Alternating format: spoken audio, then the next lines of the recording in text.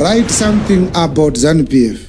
If you are brave, write something to President Mnangagwa. He is the reason why Zimbabweans are in South Africa. There's no writing anything that will change the situation. So you can write a lot. I saw someone wrote 7 paragraphs and I just browsed through and I said, yo, this guy is so intelligent. This guy has too many things to write. So you are expecting South Africans to write 7 paragraphs of criticism. You are criticizing South Africans on Facebook. Urukufunga kuti uchawana South African ane simba ndikuverenga 7 paragraphs uchipopota. Wadi kunyorera Mnangagwa 7 paragraphs. Gwarare munu. You are a coward. So one of the things that the true house of God will not do is to join the bandwagon of madness in a miscarriage of Ubuntu and a miscarriage of the ideologies of Pan-Africanism. No, that's not Pan-Africanism. It's actually shameful that when More Blessing Ali was murdered, you were quiet. You want to protest on Facebook, social media protestations, social media activism about what is happening 1,000+ kilometers away from home. You want to explain to South Africans that they should treat Zimbabweans like they are human beings, when they are treated like animals by their own father. A president is a father. Do you know that some Zimbabweans, with all this Afrophobia you are talking about, they feel safer in South Africa than in Zimbabwe? Yes. They would rather do cat and mouse with South Africans than the thought of coming home. Because in Zimbabwe, they are not protesters who march from a distance. You can hear them and you can run away in time. In Zimbabwe, you are taken at midnight by people in black suits with unregistered vehicles and you will never be found again. That is the reason why Zimbabweans are running away. So Zimbabweans who are complaining to South Africans, I say to you, you are cowards. Shameless cowards. Are you a man now? Why don't you go to Mutapa building like I did? In case you don't know, I went to the president's office twice. First time when Mugabe was around, before he was ousted through a coup. The second time, it was when President Mnangagwa took office. This is not something I'm making now. I went to his offices with a letter and I entered his office and I said, you are sending security people to stalk me. Your people are harassing me every time I'm leaving the country through the airport. I hear you are looking for me. I'm here. I've come to present myself. I did that. And I said, there are reasons why I criticize your government. You don't have to send security personnel, CIOs, military intelligence operatives to look for me. I am not a fugitive of justice. I'm a preacher. I'm found in public spaces. But in case you haven't thought about it, to invite me, I'm here by myself. I'm here to tell you that the things I preach about, they are what constitutes the doctrine of God. You say this nation worships the God of heaven. You took office and you took an oath through the Bible. My messages are coming from the very Bible you took an oath using. You are not allowed to kill people. So I wrote this letter to President Mnangagwa. I did not meet with him. I met with him with his private secretary. And she said, I'll give this letter to the president. And I said to her, you can talk to him wherever he is. Tell him the guy is here.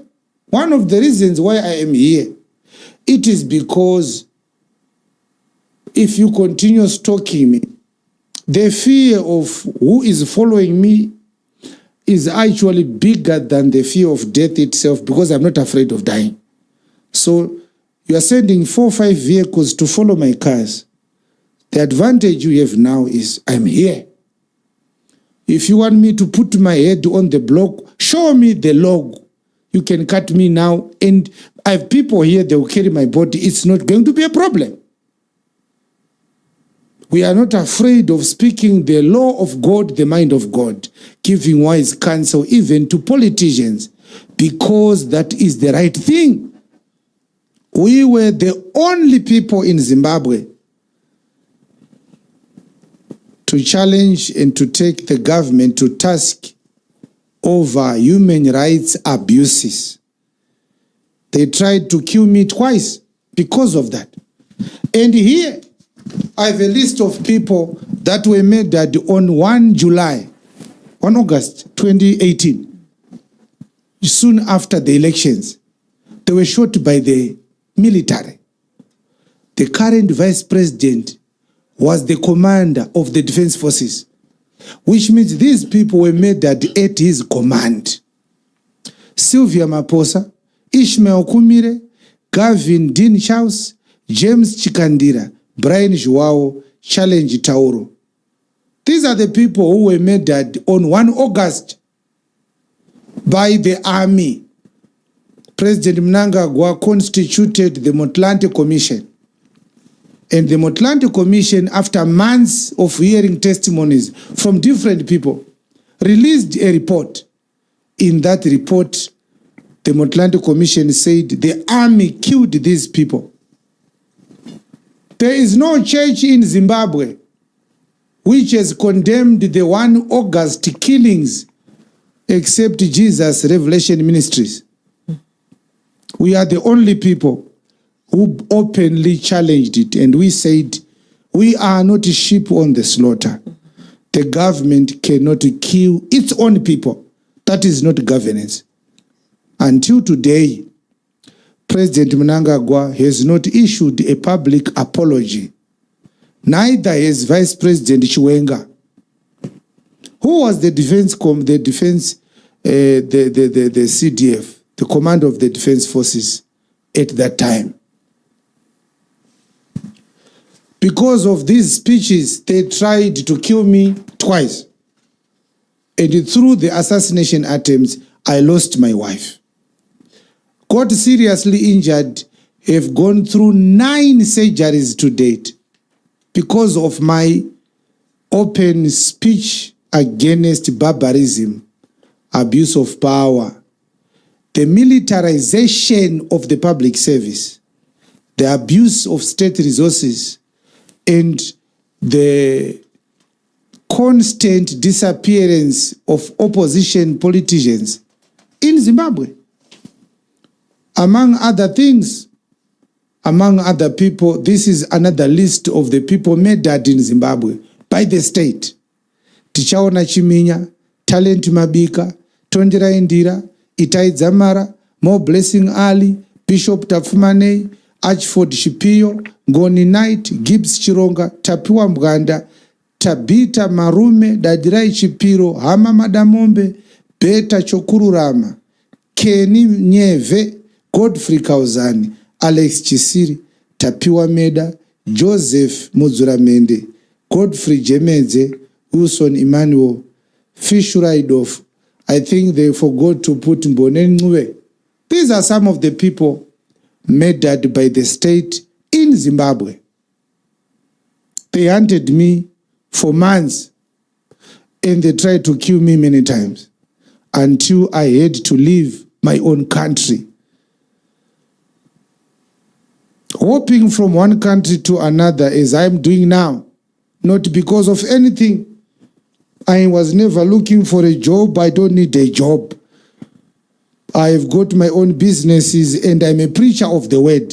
No one can employ me right now. Even if I was going to look for a job, no one can pay me the money that I would need for a salary. The reason why we are speaking like this, it is because Zimbabwe is unsafe for its people. I had employees when I was in Zimbabwe that I was paying in my business. I had to shut down some of my business operations because it wasn't viable to run it from outside the country. Those people are now jobless. They lived on my money that I was paying them because we were doing business with them. They were employees. Now, if you want to help Zimbabweans, would you fight with the South Africans who are saying their home is not in order and you are not making things better? Go home. Or you'd rather talk to your own father and say, stop harassing your children. People who say you are not doing well, they don't need to die. Just to prove them wrong. You understand? Yes.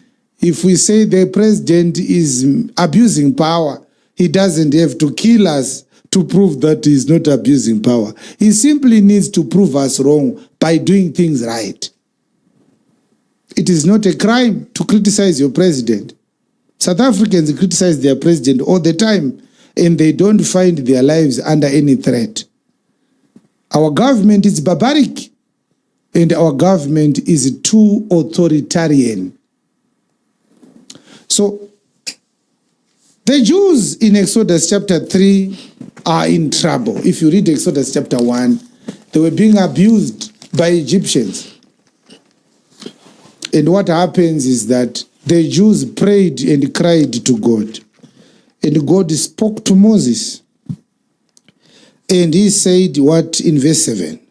And the Lord said, I have surely seen the affliction of my people which are in Egypt, and have heard in their cry by reason of their taskmasters. For I know their sorrows, and I am come down to deliver them. Verse number 7 again. And the Lord said, I have surely seen the affliction of my people which are in Egypt. So the Jews were in a foreign land. Mm-hmm. The Jews were Hebrews. Yes. Their own country was Israel, mm-hmm. the land of Canaan. Mm-hmm. But now they are in Egypt. Yes. And the Egyptians started abusing mm-hmm. the Hebrews. Mm-hmm. And what did the Jews do? And they've heard their cry by reason of their taskmasters, for I know their sorrows. So the Jews cried to God, mm-hmm.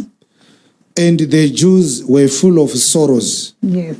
Let us see if God sent people to criticize Egyptians on social media. Tell Egyptians to have the spirit of Ubuntu, Pan-Egyptianism or Pan-Africanism, whatever you want to call it.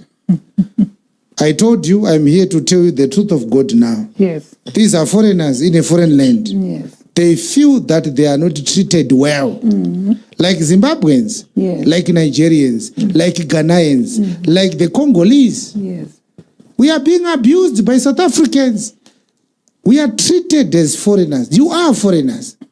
Don't confuse the two. Mm. You are foreigners. Yes. You cannot say borders are a colonial construct. The 1884 Berlin Conference construct only when it suits you.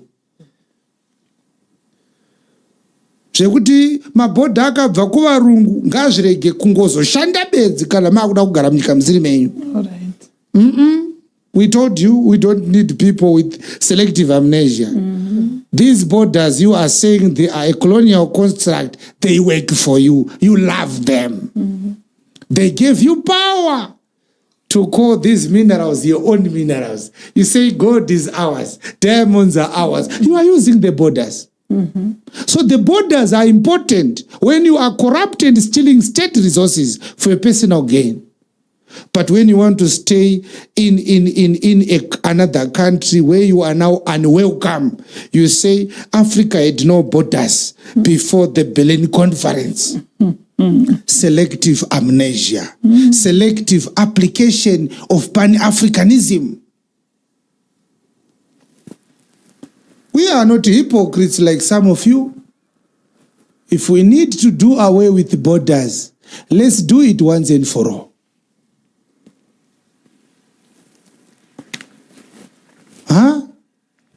Kana iri nguva yekuti une mombe dziri kusisa mukaka, unotengesera mukaka wopa next door, utengesa $1 per cup.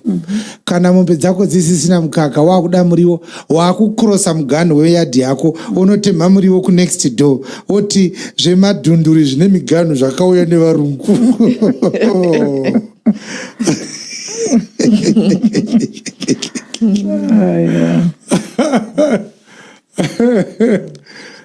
Now, some of these people who claimed to be educated, they are now exposing themselves that education has failed to make them wiser. Yes.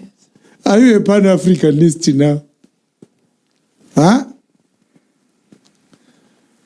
Vouya here kwachiadzwa kuma South Africans tichiti zvemabhodha ndezvevarungu. Vouya here kwachiadzwa uku. Vouya here kumazowe kumakombe egoridhe uku.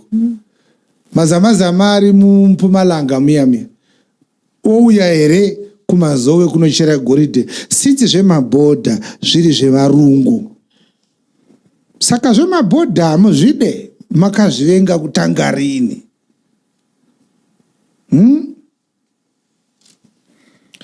So, as you look at the scripture on the screen, Hebrews cried to God because they were afflicted by Egyptian taskmasters. And God says, I know your sorrows.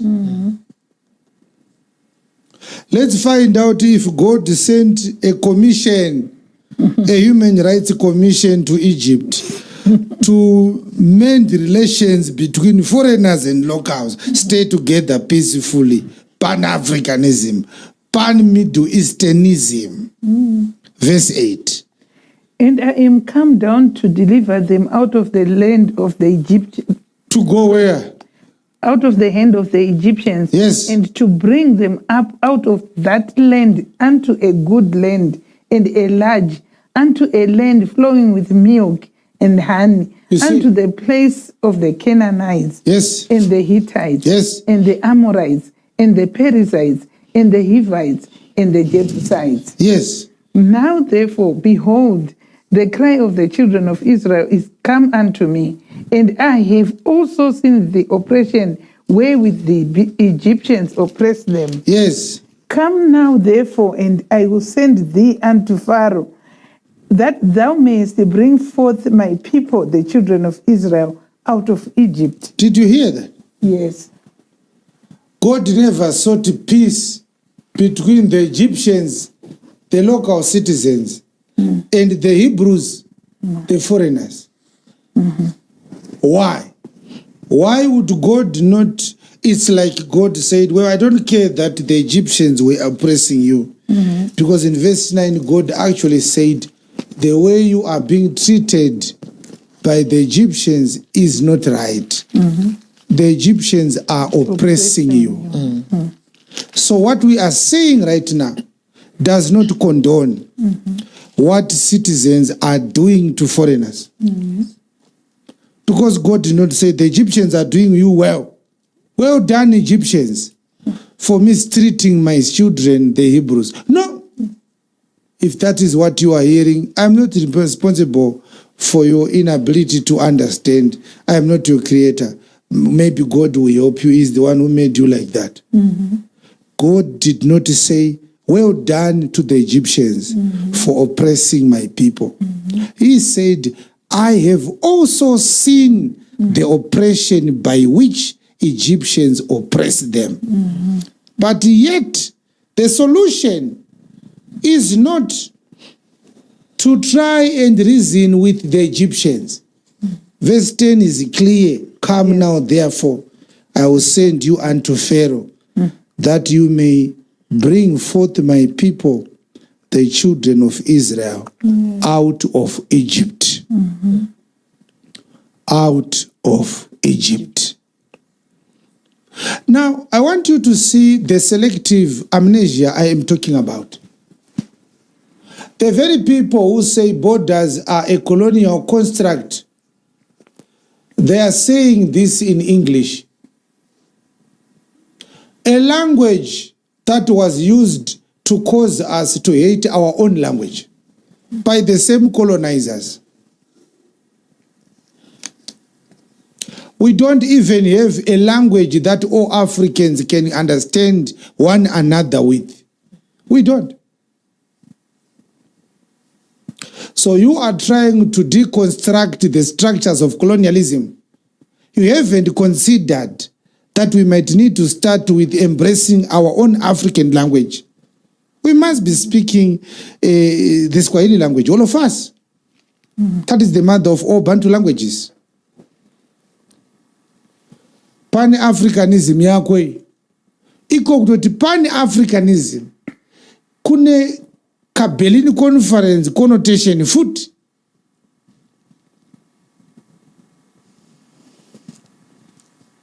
Saka mune unyengeri mufunge. Now, there's one thing that people need to understand.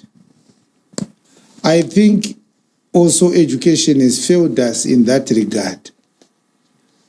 The idea that everything that the whites did in Africa is totally wrong and it must be reversed. That call is made by extremely disingenuous people who know what to say for them to get your political support. But deep inside, they are sure not only is it impossible to do, but there is no willingness to even implement their total Pan-African approach. There are so many things that God has done using different times in history and different historical experiences. The idea of formal education, going to school, is totally un-African. There was no school in Africa before we were colonized. The education system in Africa, pre-colonial Africa, was oral education. Generations passing knowledge to new generations through oral conversations. Mothers would pass on women education in the kitchen as they prepare meals with their daughters. And fathers would hold diary meetings with their sons. There were no schools. It's not difficult to prove. Just tell us one of the schools that were in Zimbabwe before 1890. You don't need to speak quantum physics. And yet, formal education has become an indispensable aspect of life. So we can't deconstruct everything. There are so many things we gained from colonialism. Yes, colonialism has its own gains. Yes. Imagine if the whites had not come to colonize us, what we would be wearing today.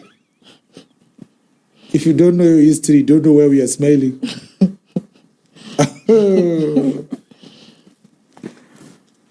Shingadai shingoswera chicherereka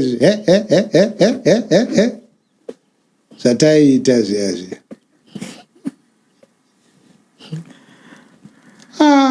Handiti izvizvi vakadzi vari kudzikisa mablouse zamu hafu yezamu robuda wotopedza watsikwa nemota kudai.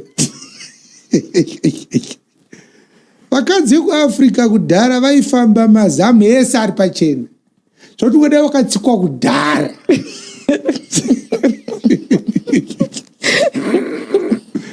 Padre Charity, varume vatina vava vedu vemazuva anava vangadai vakatsikwa kudhara. Noti kuratidzwa hafu yezamu wobva wapotsa watsikwa nemota. Mazuva emhapa neshashiko ungadai wakatsikwa kudhara. Kutopfeka kwatiri kuita uku zvinenge zvatotibatsira kuti tirarame. Kuti vanhu vaive kunguva iyo vava vakati simbei ndangariro vava vasingavhirikidzwe nazvo stereki. Mhepo yetikangotuvereruso zvaisara zvisina kunyatsomira mushe. But vanhu vaisvika kunochera mvura kutsime vachitodzoka. Zvino iwe ona zvaunoita. Etonge wadya mudzepete. Saka it's not true that national boundaries, being a colonial construct, we need to deconstruct them in order for the spirit of Ubuntu to thrive, in order for Pan-Africanism to thrive. It's not true. We can still exercise and practice Pan-Africanism. We can still practice great levels of Ubuntu with these national boundaries. There wouldn't be any harm to that. We have it in Europe. We still know where the country of France starts and where Germany ends. We know the boundary between Greece and Spain. There are boundaries. And yet, they have one European Union passport. In most cases, you can travel from Germany to the Netherlands without a passport. So it is happening in Europe without breaking national boundaries. So why are you trying to tell us that national boundaries are a threat to Pan-Africanism? It's not. It's simply a backpassing and blame shifting.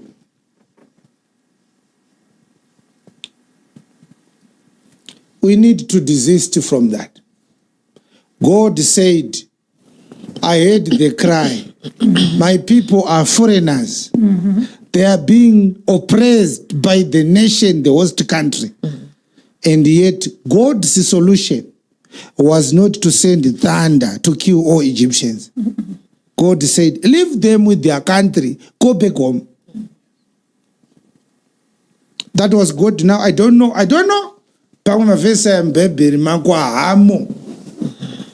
Verse 24, Brethren, Charity Acts 17. And you go to Numbers chapter 20, verse 14.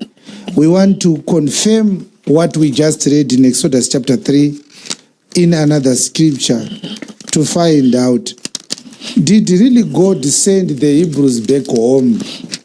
And Moses sent messengers from Kadesh unto Moses the king of sent Edom. messengers to Kadesh to the king of Edom. That says thy brother Israel. Yes. Thou knowest all the travail that is befallen us. Yes. How our fathers went down into Egypt. Yes. And we have dwelt in Egypt a long time. So we have some Zimbabweans who dwelt in South Africa for a long time. We have some Malawians who dwelt in South Africa for a long time. Moses is talking to the king of Edom. They had already left, but they had not yet arrived in their own land. They wanted to pass through the land of Edom. Yes. On their way home. Kutenda kumba kudai. Mwari wokudenga akataurira vaHebheru kuti kana muIjipita musingachagarike handei kumusha. Amene tiri kuzvinzwa here izvo. Mwari ngaendidzokoro dzine shona. Mwari akati kana muIjipita vasisa kudei endai kumusha. Yes. God said to Moses, tell the Hebrews, you are foreigners in Egypt. If the Egyptians no longer want you there, go home. Yes. That is God for you. I'm seeing Nigerian pastors, this one is prophesying, that one is prophesying, intimidating South African citizens.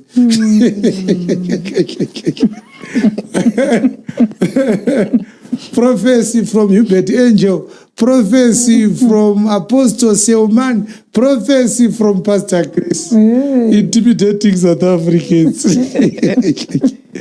Why don't you prophesy for the teachers and school children to be retained by Boko Haram and the Fulani headmen in Nigeria?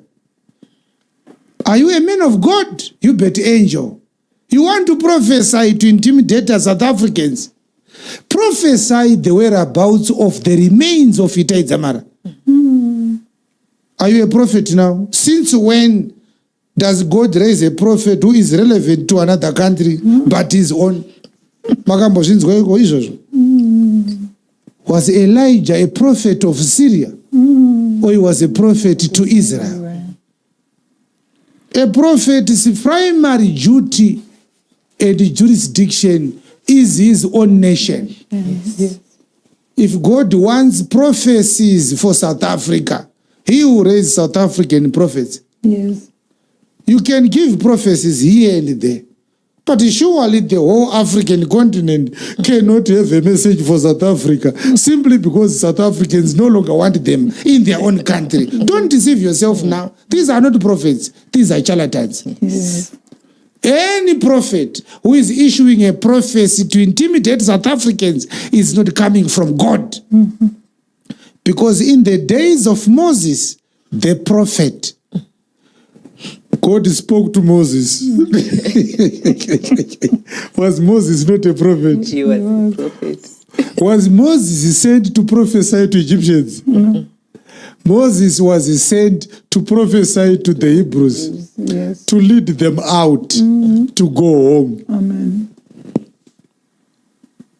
Instead of issuing a prophecy to intimidate South Africans, why don't you intimidate your own president who is harassing the citizens? So God gives you strength to intimidate foreign people in their own country. You don't have strength to confront your own president. Ha! Ndimwari upi anokupa simba rekuthreatena president weimwe nyika uchisiya wako? Ramaphosa this, Ramaphosa that. It's a lie. You are a coward. Real men of God, they address issues from a godliness and a godly truth vantage point. Like what we are doing. Yes. So, what did Moses say to the king of Edom? Read it. How our fathers went down into Egypt, Your fathers went down to Egypt. and we have dwelt in Egypt a long time. How long were you in South Africa? I saw one video, a certain guy, a brother from another country saying, I've been in South Africa for 20 years. That's a very short time. Hebrews were in Egypt for 430 years. They remained foreigners. Yes. But they don't do that to white people. So you are now the judge. You are going to be the High Court judge in South Africa to preside over the immigration issues of your own people. Saka, inga machaina ari kubatwa zvakanaka muZimbabwe, maZimbabweans achibhurwa wani. That South Africans give special treatment to white people and harass black people. It's also happening in Zimbabwe. Zimbabweans are abused by their own government. The same government is protecting Chinese nationals doing business in Zimbabwe. Before you address the South African biases, why don't you address your own Zimbabwean bias? Usati wataura zvemaAfricana ari muSouth Africa, wadi kutaura zvemaChina ari muZimbabwe. Our government is compensating white people who had lost land through a land reclaim program. But Zimbabweans' properties are being demolished by the council as we speak. While the government is paying white people money for the farms they stole during the colonial era. We are compensating thieves in Zimbabwe. The whites stole our land. Yes. Mnangagwa is paying them back for stealing our land. At the same time, the president is sending bulldozers to destroy buildings and houses of local citizens. Is that not madness? So before you tell us about how South Africans treat white people, talk to us about issues happening at home if you are genuinely invested in these matters. And by the way, I want to say, if you are an African and you are faced with a decision to go home, you shouldn't go home with a lot of sorrow. I know that African countries are being mismanaged, and the reason why you left is that things were not well. But it's still your home. That's where your ancestors' graves are. There must be a level of pride that you are finally going home. Right. What happened? Verse 16. Verse 15. We have dwelt in Egypt a long time, and the Egyptians vexed us and our fathers. And when we cried unto the Lord, he heard our voice and sent an angel and has brought us forth out of Egypt. No, he has spoken to the locals to treat you well. He has brought us forth out of Egypt. God sent an angel, according to Numbers 20, to bring them out of Egypt. Yes. Finish the verse. And behold, we are in Kadesh, a city in the uttermost of thy border. So Moses was asking for the king of Edom to allow them free passage on their way home. Takachema kuna Mwari. I don't know if you are a Zimbabwean, you are a Malawian, are you a Zambian, are you a Congolese, are you a Ghanaian, are you a Nigerian? I know relocating will affect your way of life. You might need to change your children's schools. You might need to do adjustments, maybe build a business premise. You may not recover your money. Those are the ills associated with immigration.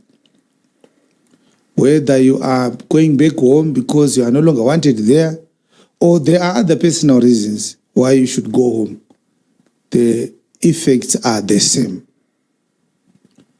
What I want you to know is that when they cried to God, God sent them an angel to bring them out of Egypt. Vadana kuna Mwari, vachema kuna Mwari, vaHebheru, vaIsraeri. Vaya vatinoti Israeri ya Mwari, holy nation, rudzi rwakakomborerwa, vaIsraeri ndo vanhu vachichavo chaivo. Ivo vanhu vaya vakakomborerwa vaya vakatombochemawo futi, vakutambudzika vari maforeigners. Mwari ndobva anzwa kuchema kwevanhu vaIsraeri. Mwari haana kutuma mheni kurova vaIjipita vaivatambudza. Mwari akati vanhu havari munyika mavo, imi dzokerai kumusha kwenyu. Munotangidza. Go back home.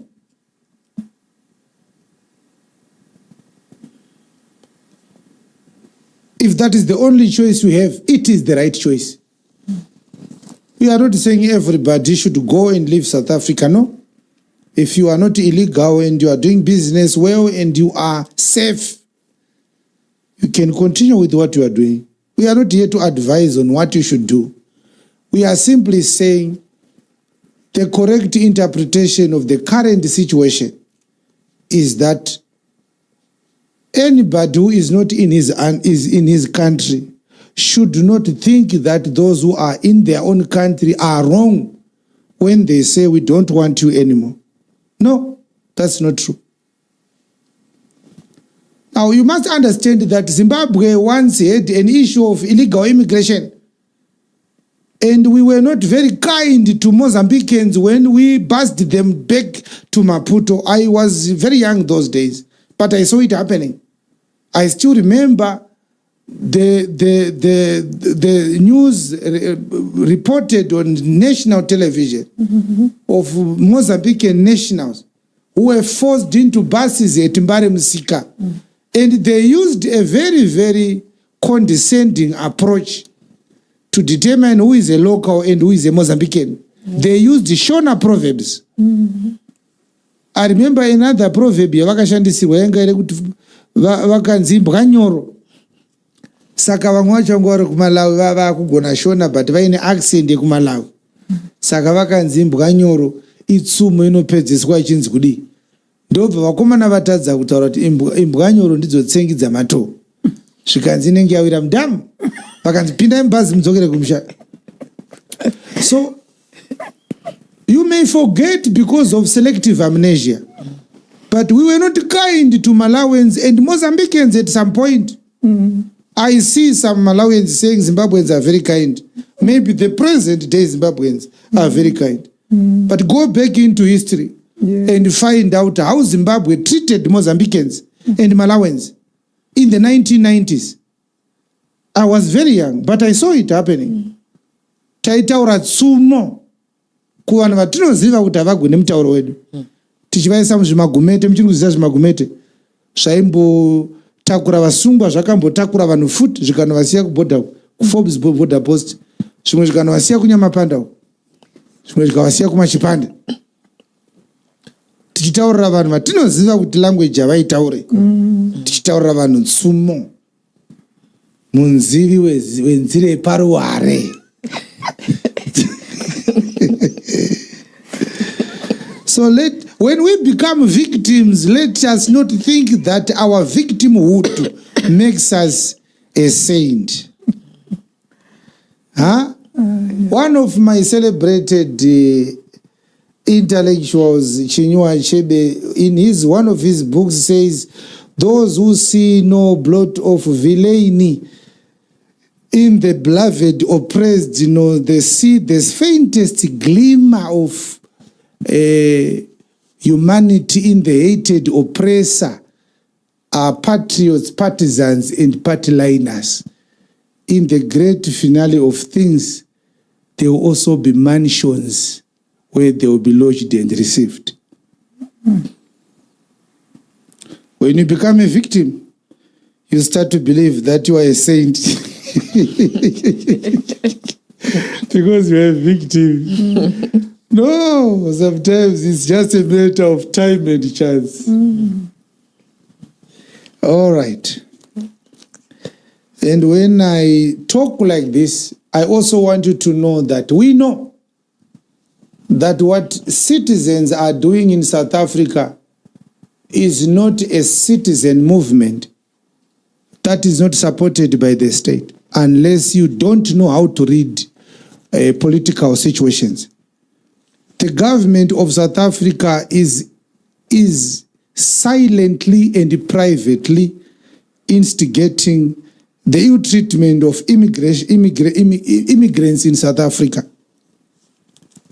We see the invisible hand of the state in what is happening in South Africa. One of the reasons that does not need a political scientist to determine is the presence of police officers. When private citizens are breaking people's doors to demand papers and flushing immigrants out of their houses, a very open and clear violation of constitutional rights, the right to dignity, the right to privacy. You understand? Yeah. Yes. The right to dignity is enshrined in Section 10 of the South African Constitution, and the right to privacy is enshrined in Section 9 of the South African Constitution. Those violations are done in the presence of police officers. That makes the state complicit in the harassment of immigrants. So anybody who believes that this is just a private citizen operation is extremely naive. But the bottom line remains, there is no solution than for our people to go home when their lives are threatened. They may be doing it privately to try and minimize the fallout with international institutions like the World Health Organizations, the United Nations, the SADC principles, and the AU principles, which South Africa may be a party to. But anybody who sees what is happening on the ground can tell you that the South African government is behind what is happening and what is done by the private citizens. The duty of police officers is to enforce the law. If when the law is broken, they are present protecting not the victims, but the perpetrators. That means the state has sanctioned what the private citizens are doing. The private citizens are doing what the state is afraid of doing in the public. But the bottom line is it's their country. You can say, let us have a human rights complaint against South Africa. It won't solve the problem. Now imagine all the governments that have condemned South Africa for what has happened in the past few weeks. Imagine if the government of Ghana and other governments that may have voiced out their concerns, if those people had spoken when ZANU-PF stole elections in Zimbabwe, if those governments had spoken when the only politician who spoke publicly was the now former president of Botswana, former president Seretse Khama, when Zimbabweans were murdered in the streets, African presidents remained quiet. Zimbabweans left their home because they did not want to die. You understand where our selective amnesia is and our lack of ability to articulate our problems progressively and effectively. Between condemning state-sponsored violence in each and every African country where citizens are terrorized by their governments, between doing that and threatening or condemning what President Ramaphosa should have done or should not have done, which one would solve this problem? Solve a problem in the GP. Kuti Ramaphosa ngavataure nevanhu venyika yavo varege kushungurudza maforeigners. Nekutaura Mnangagwa kuti musashungurudze vanhu venyu kuti vazotiza munyika mavo. Zviri nani ndezvipi? Zvinosolve a problem ndezvipi? When people are crying foul that the election processes are manipulated by the ruling party and these elections are a fraud, these African countries must come together, force each other to do and preside over credible elections. And then they must also force each other to implement policies that cause their nations to grow so that they do not become a basket case that requires citizens to look for greener pastures. The reason why Nigerians are opening businesses in South Africa and not in Nigeria, it means there's something in South Africa that is not in Nigeria. Why don't they address it when they meet in Addis Ababa at the African Union headquarters? Why don't they do that when they do their SADC meetings? So you want to force one president to take care of all these nationals. You mismanage your country. Nobody talks to you about it. Nobody wants to take you to task. Your people run away from your country. And now you are blaming this country receiving your people for being inhuman. How does that work? So our interest is not in condoning the violence that then happens through the protests or the abuse of private property rights, the abuse of the right to dignity, the right to life. We don't want people to die, any national to die, South African or Zimbabwean or Ghanaian or Nigerian. We want life to be sacrosanct as it was designed by God. That's what we want.